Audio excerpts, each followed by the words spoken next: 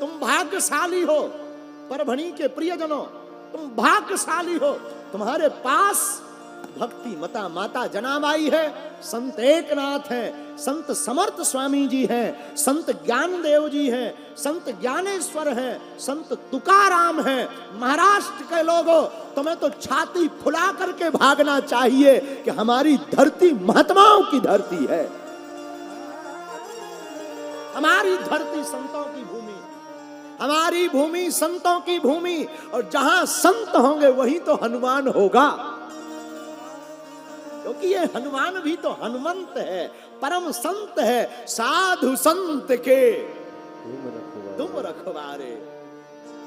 हनुमान जी महाराज साधु संतों के रक्षक हैं और हनुमान जी संतों के रक्षक। लोग हमसे कहते कि आप कई बार विवादित बात बोलते। मेरे प्रियजनों, हमें भारत के प्रत्येक हिंदू में संत नजर आता है,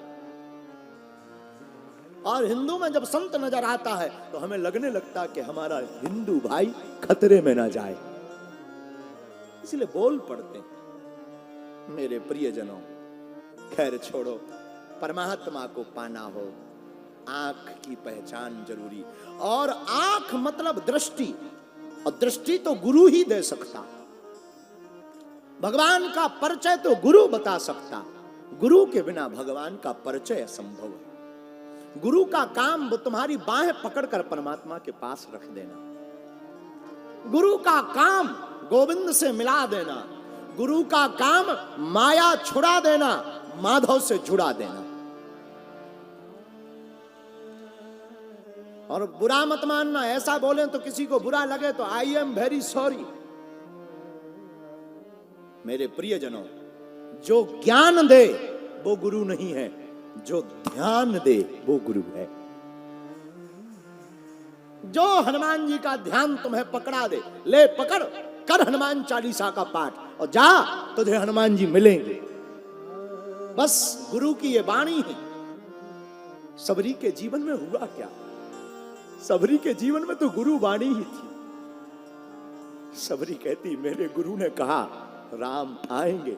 लोग कहते राम को कैकेयी के कारण बन जाना पड़ा, लोग कहते राम कैकेयी के कारण बन गए। हमारी राम कथा कहती, बागेश्वर धाम की राम कथा। किसी को कुछ बोलना हो बोलो यार, हमें फर्क नहीं पड़ता, किसी को कुछ भी बोलना हो बोलो, लेकिन बागेश्वर की राम कथा कहती है राम कैकेयी के कारण बन नहीं गए, गुरु कृपा करने के लिए और सबरी की बात को भजाने के लिए राम बन गए हैं। तो राम वनवासी हो गया, वो परमात्मा जो घट घट वासी है वो वनवासी हो गया है। कितनी विचित्र बात, जो परमात्मा घट घट वासी वो वनवासी हो गया। तापस वेश विशेष उदासी, 14 वर्ष राम वनवास। सबरी रो रही, आंखों में आंसू। किसी ने आपको बोले तो यार क्या बोले, कई बार ऐसी ऐसी कथा याद आ जाती, मन करता सुनाते ही रहे। क्या कहें, 10,000 साल तक सबरी ने इंतजार किया। 10,000 साल महाराज जी, 10,000 साल तक। ये रोम होते ना महाराज, ये आंखों के रोम, ये रोम सबरी के इतने बढ़ गए थे कि धरती में लटकने लगे थे।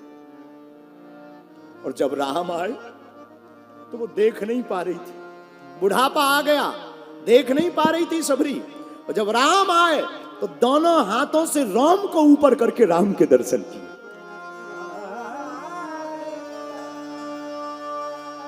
आंखों में आंसू भर करके सबरी रो पड़ी। सबरी कहती, किसी ने सबरी को कहा पागल है तू, बाबरी है, राम नहीं आने वाले, तेरे गुरु ने झूठ कहा होगा, 10,000 साल हो गए, अब क्या खाक राम आएंगे। सबरी ने एक भी दिन नहीं जाया किया, रोज रास्ता साफ करती, आ जाएंगे। नहीं आए, सोचती थी बहुत भक्त हैं, कहीं फंस गए होंगे, कल जरूर आएंगे।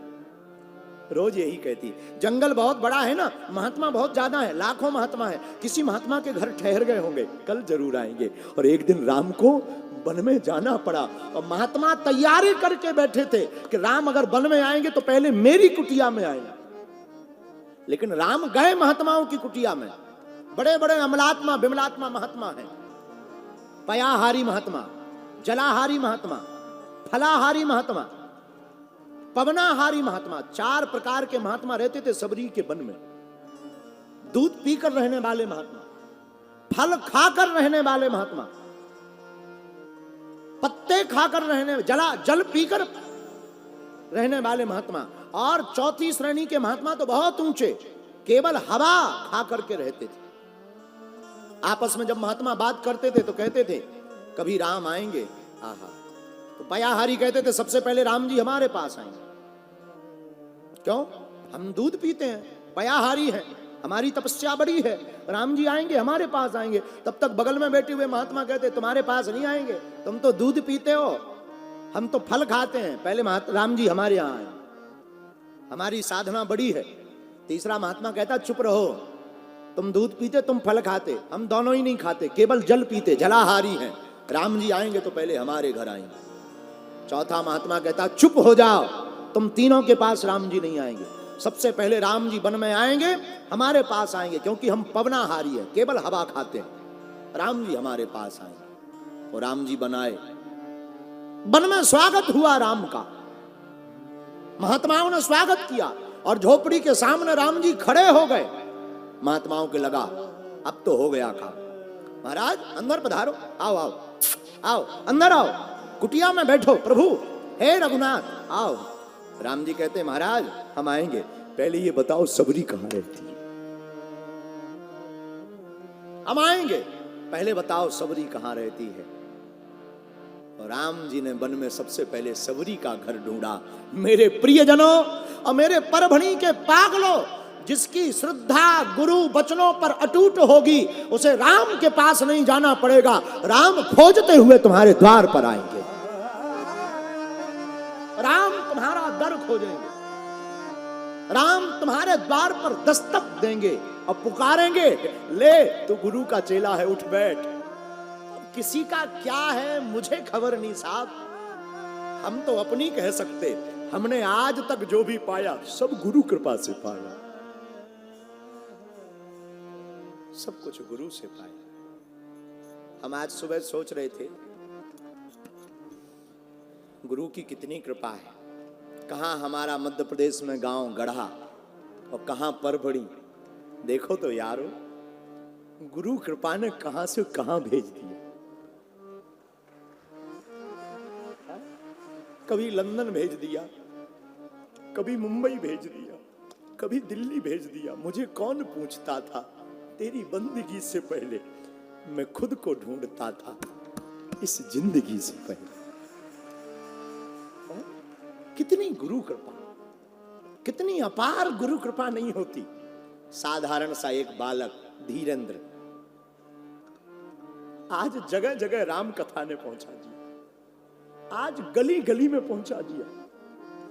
आज देखो तो गुरु कृपा का परिणाम, आज तुम लोगों को हम कथा सुना पा रहे, ये गुरु की कृपा है।